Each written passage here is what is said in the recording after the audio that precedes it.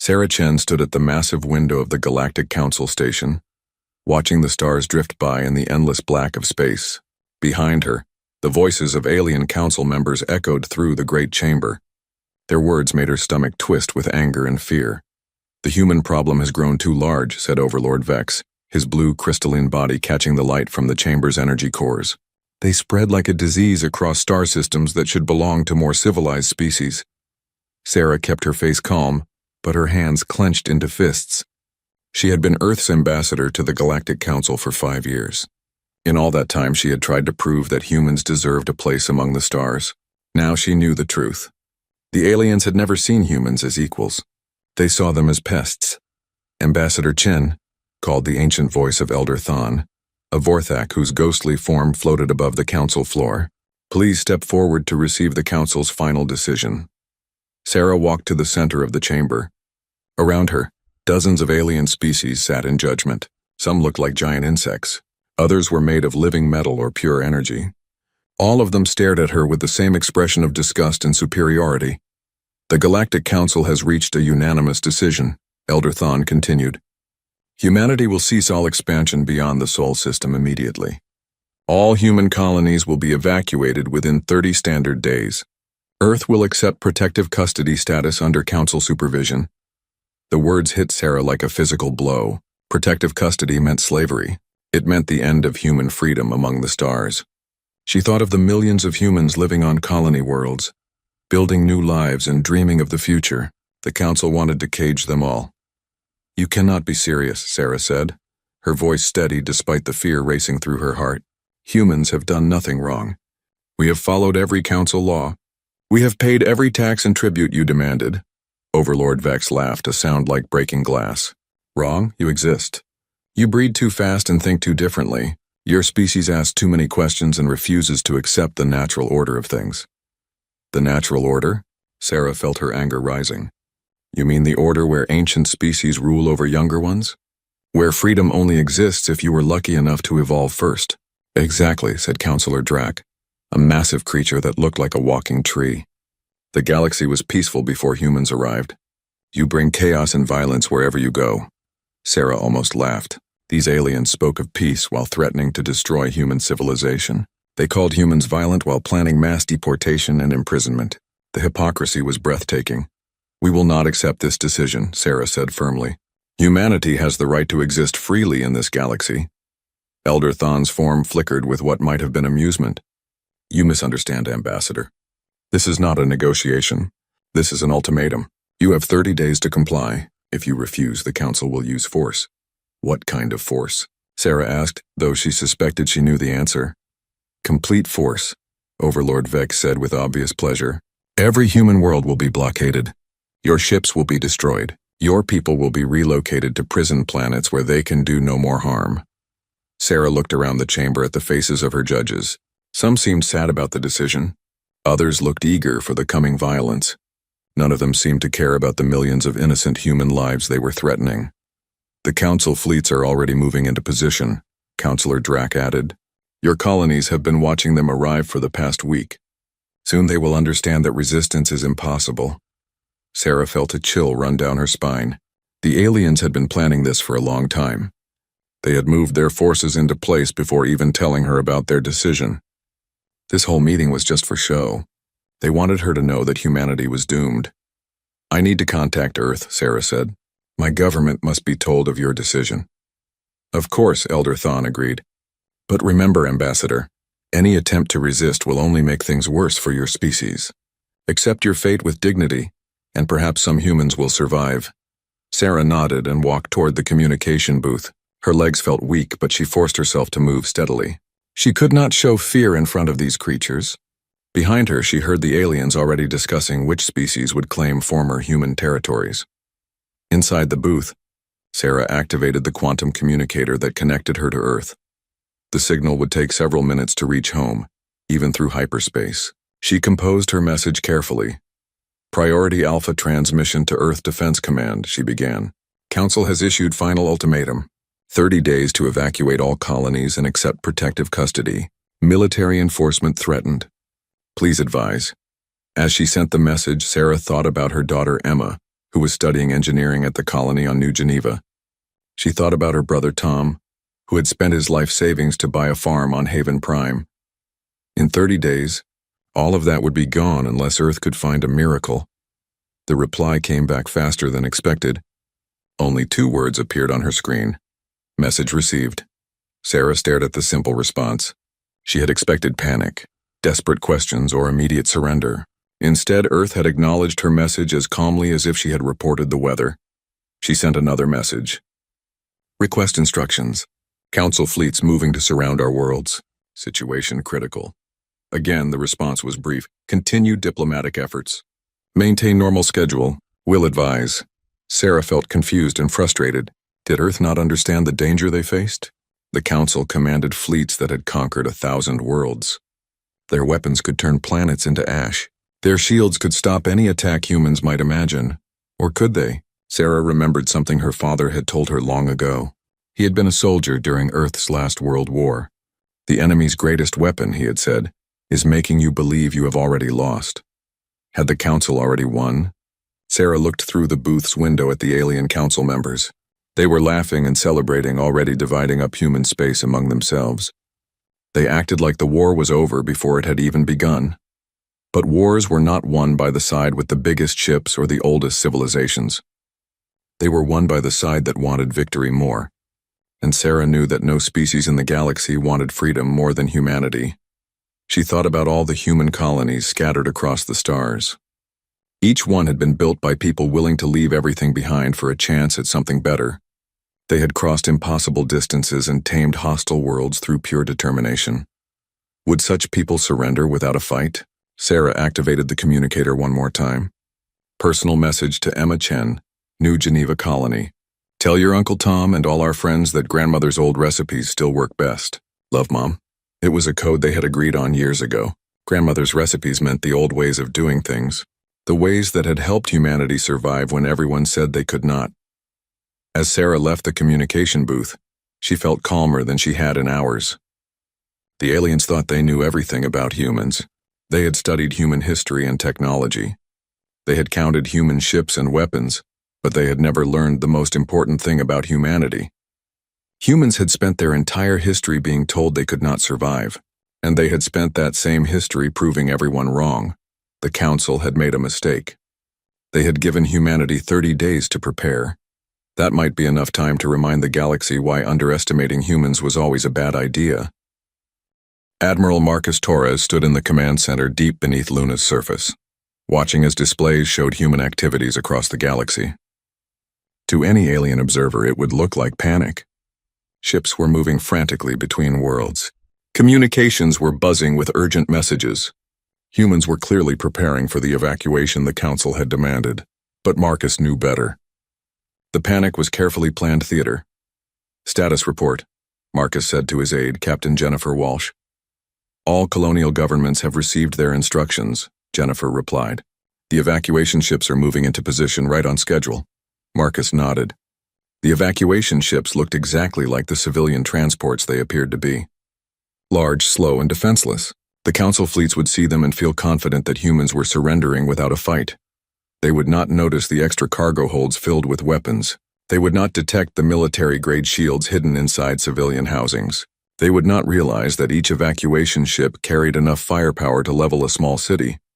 What about our deep cover assets? Marcus asked. All operatives report ready, Jennifer said. 37 years of preparation are about to pay off. Marcus allowed himself a small smile. While the Council had spent decades debating the human problem, Earth had been solving it. Every human who worked in alien space had been carefully chosen. Every trade mission had served a double purpose. Every cultural exchange had been an intelligence operation. The aliens thought they knew everything about humans. They had no idea that humans knew everything about them. Sir, called Lieutenant Park from the communications station, we're receiving reports from all colonial defensive positions. They're ready to drop the masquerade on your signal. Marcus walked to the main display, which showed a map of human space. Red dots marked Council fleets moving toward human worlds. Blue dots showed human ships apparently fleeing in panic. But Marcus saw something else entirely. The red dots were walking into carefully prepared kill zones. The blue dots were wolves pretending to be sheep. Dr. Martinez, Marcus called to the woman working at a computer terminal in the corner. How are our electronic warfare assets? Dr. Elena Martinez looked up from her work. She had spent 15 years developing the most advanced AI systems humanity had ever created. Systems that could think faster than organic minds and hide in any computer network. The Phantom protocols are active in 17 council systems, she reported. Their security networks have been compromised for months, but they don't know it yet. We're seeing everything they do before they do it. Marcus nodded. The council's greatest advantage was their communication network. They could coordinate fleets across vast distances instantly, but they had built that network assuming no one could hack it. They had never considered that humans might approach the problem differently. Instead of trying to break alien encryption, human programmers had created AI programs that could mimic alien thought patterns. The AIs had infiltrated council networks by pretending to be routine maintenance software. Now they were everywhere, watching and waiting. Admiral, Jennifer said urgently, we're getting word from Ambassador Chen. The council is demanding a response to their ultimatum within the next 6 hours. Let them demand, Marcus replied. We'll give them a response they won't forget. He activated his personal communicator and sent a coded message to every human military commander in the galaxy. 2 words, grandmother's birthday.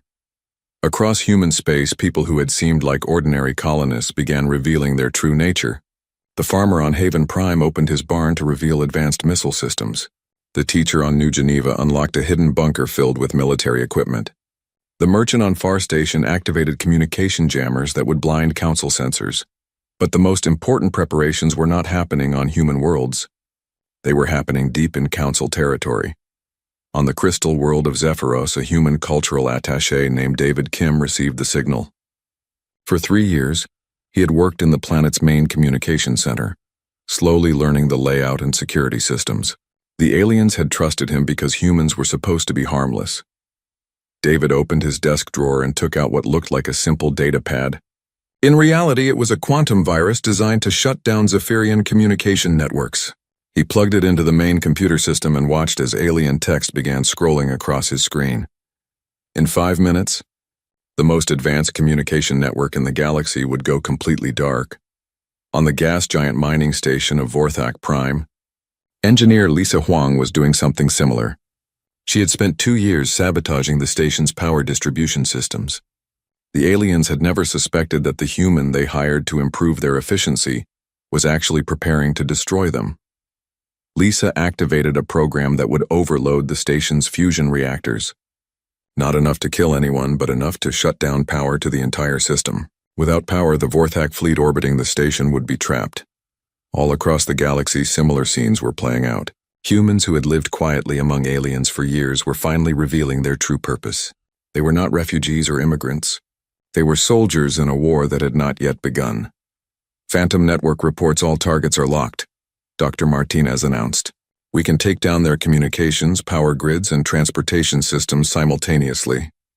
Marcus looked at the main display again.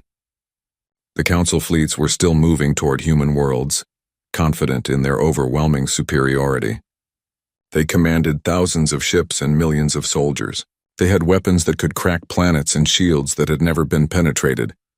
But they were about to learn something important about humans. Strength was not just about having the biggest weapons. It was about using what you had in ways your enemy never expected. Sir, Lieutenant Park called out. We're receiving a transmission from the council station. They want to know when we plan to begin the evacuation. Marcus smiled. The aliens were so confident that they were already making plans for human surrender. They probably expected the evacuation to be a sad, defeated process. Broken humans loading their few possessions onto ships and leaving their homes forever. They had no idea what was really coming. Send this reply, Marcus instructed. Tell them the evacuation will begin in exactly 4 hours.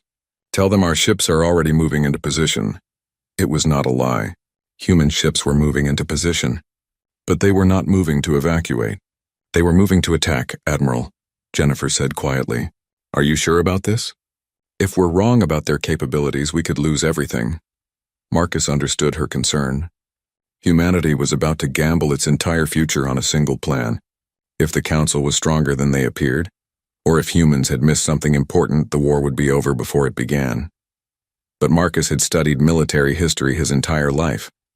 He knew that the greatest victories had always come from doing what the enemy thought was impossible. The aliens expected humans to surrender or fight a conventional war using conventional tactics. They would get neither. "Captain Walsh," Marcus said formally, "send the signal to all units. Execute Operation Trojan Horse in exactly 4 hours." Jennifer nodded and turned to her console. Across the command center, officers began their final preparations. In 4 hours, the galaxy would learn that humanity had not spent 37 years in space, just exploring and trading. They had been preparing for this moment. The Council had made one critical mistake. They had assumed that because humans were young and small, they were also naive and weak. They had given humanity time to prepare, thinking that preparation would not matter against overwhelming force.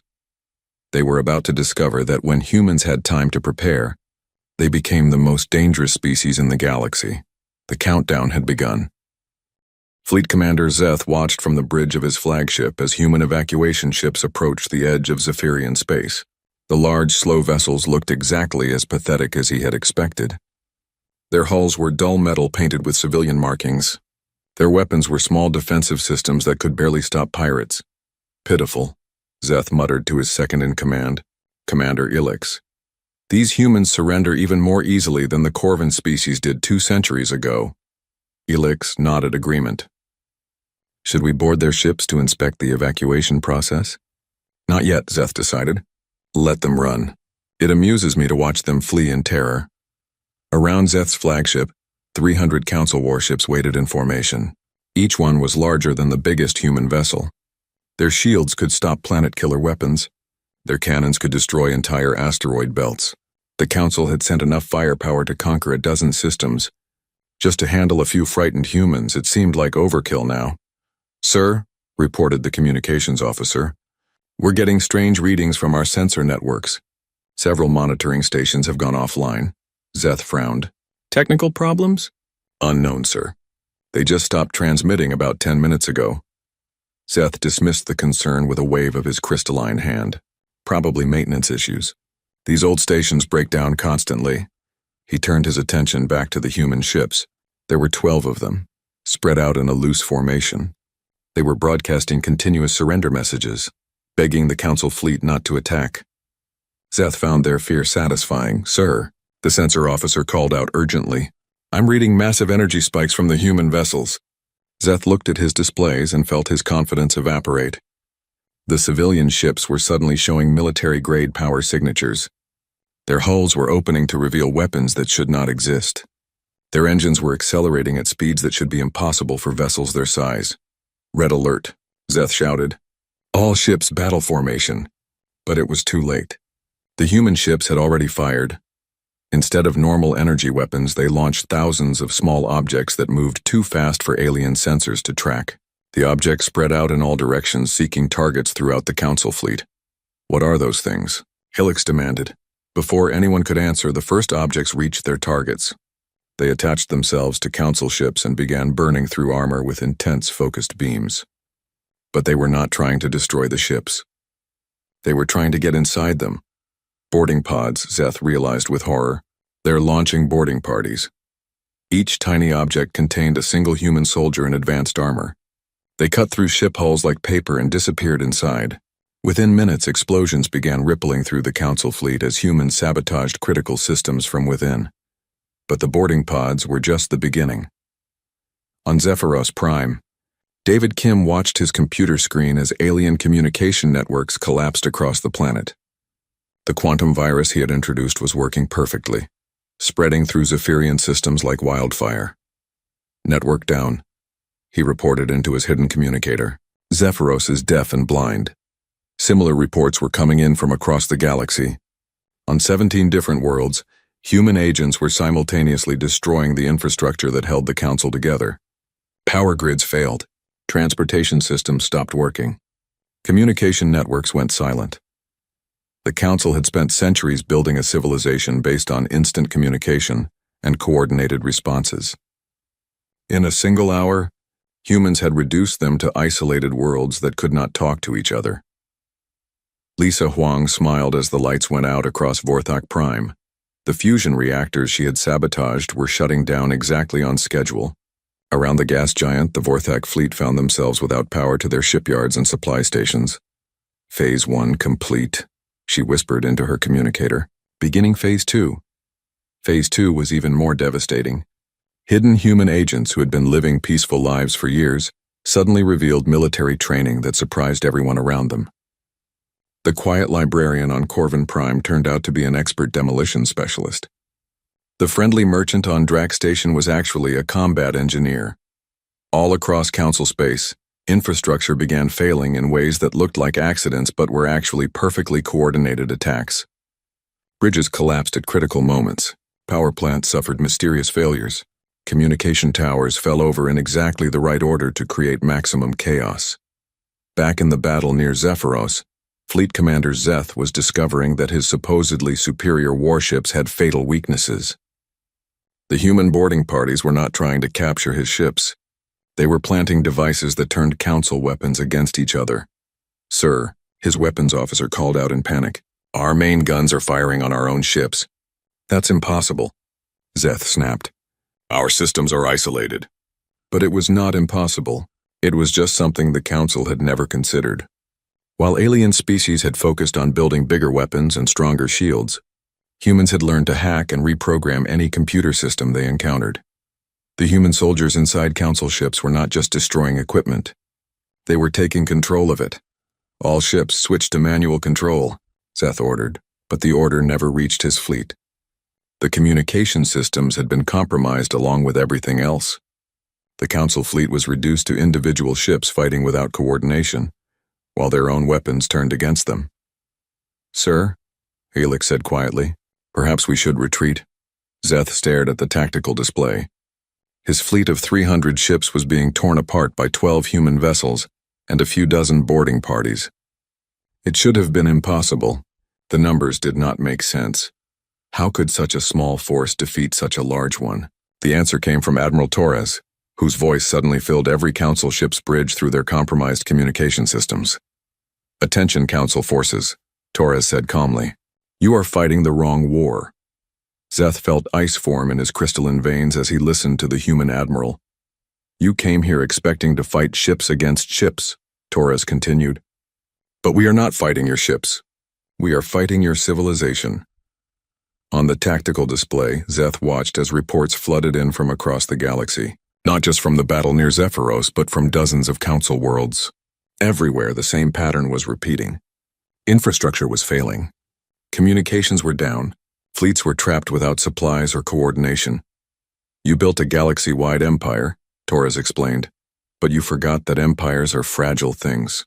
They depend on connections between worlds, on systems working together smoothly. Break enough connections and the whole thing falls apart." Zeth realized with growing horror that the humans had not been planning to fight a battle. They had been planning to destroy an entire galactic civilization. While the Council had prepared for war, humans had prepared for revolution. "This is madness," Zeth broadcast on all frequencies. "You cannot destroy thousands of years of galactic order." Torres' reply was immediate and cold. "Watch us." Around Zeph's flagship, the last few Council ships that were still fighting found themselves surrounded by human vessels that had appeared from nowhere. Ships that had been hiding in asteroid belts and gas clouds, waiting for exactly this moment. The humans had not sent 12 evacuation ships. They had sent an entire fleet disguised as evacuation ships, supported by hidden forces scattered throughout the system. "Sir," Alix whispered, "our shields are failing." Zeth looked at his power readings and saw the truth. The human boarding parties had not just taken control of his weapons. They had sabotaged his ship's power systems. His mighty flagship was shutting down piece by piece. "All ships," Zeth tried to order, "fall back to," but there was nowhere to fall back to. Every Council stronghold was under attack. Every safe harbor was compromised. The humans had not just planned to win a battle. They had planned to win a war in a single day. As his ship's lights began to dim, Zeth finally understood what had happened. The Council had not been fighting humans. They had been fighting ghosts, shadows, an enemy that had been living among them for decades, learning their weaknesses and preparing for this exact moment. The supposedly primitive humans had just demonstrated the most sophisticated military operation in galactic history, and they had made it look easy. Admiral Torres, Zeth said into his communicator, his voice filled with defeat. I surrender my fleet. Smart choice, Torres replied. But this is just the beginning, Commander. Your council started this war. Now humanity is going to finish it. Zeth's flagship went dark, and he sat in silence thinking about what he had just witnessed. The galaxy would never be the same. The humans had not just attacked the council's fleets. They had attacked the very idea that some species were born to rule over others. Elder Thon materialized in the council's emergency chamber, his ethereal form flickering with panic and rage. Around him, the surviving members of the Galactic Council were gathering in person for the first time in decades.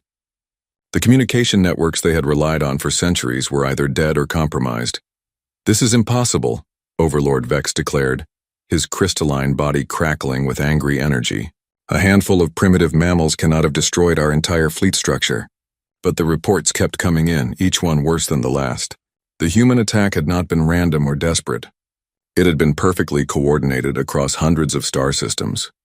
While the Council had been focused on the evacuation ships near Zephyros, human agents had struck simultaneously at every major Council installation in the galaxy. Status report, Elder Thon demanded from General Crix, the insectoid military commander who had overseen Council forces for 2 centuries. Crix's mandibles clicked nervously as he consulted his portable datapad. 17 major fleet bases are offline. 43 communication hubs have been destroyed or compromised. Nearly every supply depot in the outer sectors has been sabotaged. How? Counselor Drac asked, his tree-like form swaying with distress. Our security protocols were perfect. No outsider could have accessed those systems. That's just it, Crix replied grimly. They weren't outsiders. We've identified at least 300 human operatives who have been working in our systems for years. Some of them were hired directly by us. The silence that followed was deafening. The Council had prided itself on its intelligence services and security measures. The idea that humans had been infiltrating their civilization for decades was almost too humiliating to accept. Show them, Elder Thon ordered. General Crix activated a holographic display that filled the center of the chamber. It showed human faces, dozens of them, men and women who looked ordinary, unremarkable. Below each face were details of their infiltration activities. David Kim, Crix read from the first file, worked as a cultural attaché on Zephyros for 3 years. We hired him to help improve human-Zephyrian relations. Actually, he was mapping our entire communication infrastructure. He moved to the next image. Lisa Huang, fusion engineer on Vorthak Prime, volunteered to upgrade our power systems for free. Spent 2 years installing backdoors that allowed her to shut down the entire station at will. The list went on and on. Teachers who were actually intelligence analysts, merchants who were weapons specialists, artists who were communications experts. Every human who had worked in Council space had been gathering intelligence, mapping defenses, and preparing for this moment. They've been planning this for decades, Crix concluded. While we debated whether to tolerate their presence, they were preparing to destroy us. Overlord Vex smashed his crystalline fist against the Council table, creating a sound like shattering glass. How could we have been so blind? How did we not see this coming? The answer came from an unexpected source. Counselor Yara, a member of the peaceful million species who rarely spoke in Council meetings, stood up slowly. Because we never tried to understand them, she said quietly. We looked at humans and saw what we expected to see. Primitive creatures who were grateful for our tolerance. We never considered that they might be studying us as carefully as we studied them. Elder Thon's form pulsed with anger. Are you defending them? I'm explaining them, Yara replied calmly. While we were congratulating ourselves on our superiority, humans were learning everything about us. Our technology, our tactics, our weaknesses. They turned our own arrogance against us. Before anyone could respond, new alerts began flashing on the chamber's emergency displays. Reports were coming in from across the galaxy, but not through normal channels. These messages were being broadcast on human frequencies that somehow reached every Council world simultaneously. Citizens of the galaxy, came a voice speaking in perfect Council standard. This is Admiral Marcus Torres of the Earth Defense Force. We are not your enemies, but we will no longer tolerate oppression. The Council members watched in shock as the human admiral appeared on every screen in the chamber. Somehow the humans had taken control of their own communication systems. For too long, Torres continued, the Galactic Council has ruled through fear and intimidation. They have kept younger species in slavery while calling it protection. They have prevented technological advancement while claiming it was for galactic peace. This is propaganda, Overlord Vex shouted at the screens. Lies and manipulation. But Torres was not finished. Today that ends. The human attack on Council forces was not an act of aggression. It was an act of liberation. We call upon all species to join us in building a free galaxy, where every civilization has the right to determine its own destiny. General Crix looked at his tactical displays with growing alarm. Sir, we're receiving reports that several Council member species are declaring independence. The Corvin system just announced they're withdrawing from the Council. The Million Homeworld is refusing to send tribute ships.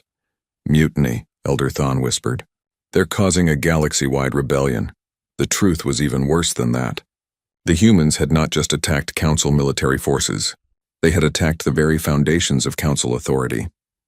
For centuries, member species had obeyed the Council because they believed resistance was impossible. Now humans had proven that the Council could be defeated. We need to respond, Councillor Drac declared. Deploy all remaining fleets. Show the galaxy that the Council still has power. What fleets? General Crix asked bitterly. Half our ships are destroyed or captured. The other half are trapped in systems where their supply lines have been cut. We can't coordinate a response because our communication networks are compromised. It was true. The Council had built their empire on the assumption that they could always communicate instantly across vast distances. Without that ability, their massive bureaucracy was paralyzed. Local commanders did not know what orders to follow. Supply ships did not know where to go. Individual worlds found themselves completely isolated. There has to be something we can do, Overlord Vex insisted. Some way to strike back. Elder Thon's form began to solidify, becoming more visible as his anger grew. Yes, we can do what should have been done years ago. We can destroy Earth itself. The suggestion sent a chill through the chamber. Destroying an entire inhabited world was considered the ultimate war crime in galactic law. It had not been done for over 1,000 years. You're talking about genocide, Councillor Yara said in horror. Billions of innocent lives. They started this war, Elder Thon replied coldly. If we cannot defeat their fleets, we will eliminate their source. One planet-killer weapon fired at Earth will end this rebellion before it spreads further. General Crix consulted his datapad again. Sir, we do have the Void Hammer stationed at Omega Base. It's the most powerful weapon in the galaxy designed to crack planets. But using it will be seen as an act of desperation, Councillor Yara finished. It will prove to every species in the galaxy that the Council rules only through terror. Elder Thon turned on her with fury. Better terror than chaos. Better fear than the collapse of galactic civilization. But even as he spoke, more reports were arriving. Human ships were appearing throughout the galaxy, offering aid to any species that wanted to break free from Council control. They were not conquering worlds or demanding tribute. They were providing technology, medical supplies, and protection to anyone who asked. They're not trying to replace us, Councillor Yara observed. They're trying to eliminate the need for us. It was a brilliant strategy. Instead of becoming the new galactic rulers, humans were showing other species how to rule themselves. Every world that accepted human help became a little more independent, a little less dependent on Council authority. Sir, General Crix reported urgently. We're getting word that human forces have surrounded Omega Base. They're demanding the surrender of the Void Hammer. Elder Thon's form blazed with energy. How? That base is in the most secure system in Council space. Unknown, sir. The base commander reports that human ships appeared from hyperspace without warning. Hundreds of them. They must have been planning this assault for months. Overlord Vex laughed bitterly. Of course they were. While we planned to use our ultimate weapon, they planned to steal it. The Council had been outmaneuvered at every turn. Every move they might have made had been anticipated. Every weapon they might have used had been neutralized. The humans had not just won a series of battles. They had won the war before it officially began. What do we do now? Councillor Drac asked quietly. Elder Thon's form began to fade as his energy was exhausted.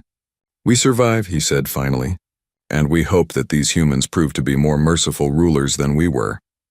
But as reports continued to flood in from across the galaxy, it became clear that humans had no intention of becoming rulers at all. They were dismantling the entire concept of galactic government, replacing it with something the Council had never considered possible, a galaxy where every species was free to choose its own path among the stars. The age of the Galactic Council was ending. The age of freedom had begun. 6 months had passed since the day that changed everything. Ambassador Sarah Chen stood once again at the great window of the Council station. But everything was different now.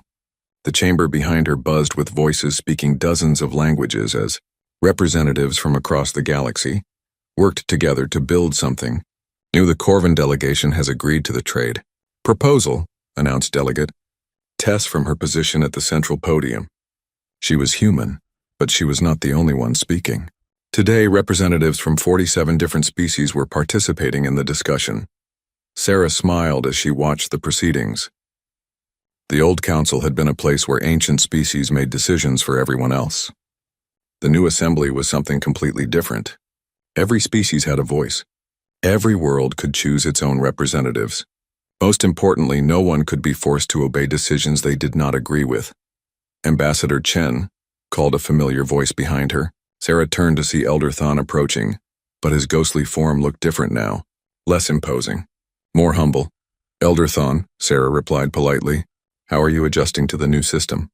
The ancient Vorthak flickered with what might have been embarrassment. It is difficult. For 3,000 years, my people have been accustomed to making decisions for others. Learning to ask instead of command requires practice. Sarah nodded. Many of the former council species were struggling with the transition. They had built their entire civilizations around the idea that age and power gave them the right to rule others. Accepting equality was not easy for them. But it is necessary, Thon continued. The millions were right to call us out for our arrogance. We ruled through fear instead of wisdom. We prevented progress instead of encouraging it. What made you change your mind? Sarah asked. Thon's form pulsed thoughtfully. The evacuation of Omega Base, he said finally. When your Admiral Torres captured our ultimate weapon, I expected him to use it as we would have. To threaten worlds into submission. Sarah remembered that day well. The Void Hammer had been the Council's most terrible secret, a weapon that could destroy entire planets. When human forces had surrounded the base where it was kept, everyone had expected a massive battle. Instead, Admiral Torres had done something that shocked the galaxy. Instead of using the weapon, Thon continued, he dismantled it completely. He broadcast the destruction live so everyone could see that humanity had no intention of replacing one tyranny with another. That had been the moment when real change became possible. Species that had feared human domination realized that humans truly wanted freedom for everyone, not just themselves. The rebellion had transformed into a revolution of cooperation instead of conquest. Ambassador, called Captain Walsh from the assembly floor, the Zephyrian representative has a question about the defense protocols. Sarah walked back to her seat among the other delegates. The question came from a young Zephyrian named Plex, whose crystalline form sparkled with nervous energy. The proposed mutual defense agreement sounds reasonable, Plex said carefully, but my people are concerned about human military superiority. Your forces defeated our fleets easily. How do we know you won't use that power against us later? It was a fair question, and one that came up often in the new assembly. The galaxy had seen what human military planning could accomplish. Many species worried that cooperation might just be another form of conquest. Admiral Torres, who now served as the Assembly's military advisor, stood to respond. His uniform was different from the one he had worn during the war. Instead of Earth Defense Force insignia, it bore the symbol of the new Galactic Freedom Alliance. Your concern is understandable, Torres said respectfully, but you're thinking about this the wrong way. Human military success didn't come from superior technology or larger fleets. It came from information, planning, and most importantly, cooperation. He activated a holographic display that showed the war from a strategic perspective. Every human operation succeeded because we had help from species who were tired of Council oppression. The millions provided intelligence about Council movements. The Kelvec shared their knowledge of alien psychology. Even some Zephyrians helped us by questioning orders they knew were wrong. Sarah watched as understanding dawned on Plex's face. The human victory had not been achieved through force alone. It had been achieved by building alliances and working together. The defense protocols work the same way, Torres continued. No single species can dominate because the system requires cooperation between multiple groups. An attack on one world becomes a problem for dozens of others who have reasons to help. Delegate Tess nodded from the podium, which brings us to our next agenda item. The Drac homeworld has requested assistance with their industrial reconstruction. Who would like to volunteer resources? Sarah was amazed by the response. Representatives from 12 different species immediately offered help. Ships, technology, expertise, raw materials. The old council had forced worlds to pay tribute. The new alliance encouraged voluntary cooperation. I would like to add something, said a voice from the back of the chamber. Everyone turned to see Overlord Vex approaching the speaker's position. The former council member had been quiet during most recent sessions. 6 months ago, Vex began, his crystalline voice carrying across the chamber. I believed that chaos would follow the council's fall. I thought younger species needed our guidance to prevent galactic war. He paused, looking around at the diverse group of representatives. I was wrong. The chaos I feared was actually cooperation I did not understand. The war I expected was actually peace I had never experienced. Sarah felt moved by the admission. It could not be easy for someone like Vex to acknowledge such a fundamental mistake about the nature of galactic civilization. The humans taught us something important, Vex continued. Peace does not come from forcing everyone to obey the same rules. It comes from giving everyone the chance to write their own rules and then choose to work together. The chamber erupted in applause from dozens of different species. Sarah noticed that even Elder Thon was showing approval in his own ethereal way. That brings us to our final announcement, Delegate Tess said as the applause died down. Earth has completed construction of the first New Frontier colony ship. It will carry volunteers from 17 different species to establish the galaxy's first truly integrated settlement, beyond known space. Sarah felt a surge of pride and excitement. The New Frontier project represented everything the Revolution had achieved. Instead of species spreading separately and competing for territory, they were working together to explore new worlds as partners. My daughter Emma is going to be the ship's chief engineer, Sarah announced to the assembly.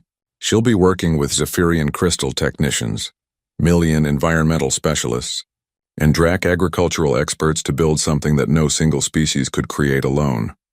As the session ended and representatives began mingling in the chamber's social areas, Sarah found herself in conversation with beings who had once been her enemies. Former council members were sharing drinks with former rebels.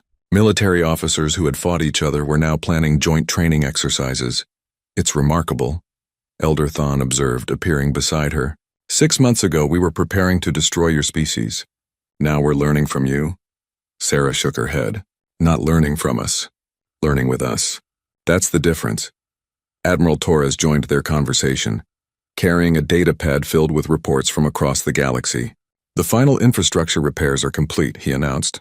Every system that was damaged during the Revolution has been rebuilt with improved technology. Improved how? Thon asked. More open, Torres replied. The old networks were designed to be controlled from the center. The new ones are designed to be managed by local communities working together. Much harder to shut down, and impossible for any single group to dominate. Sarah thought about how far they had all come.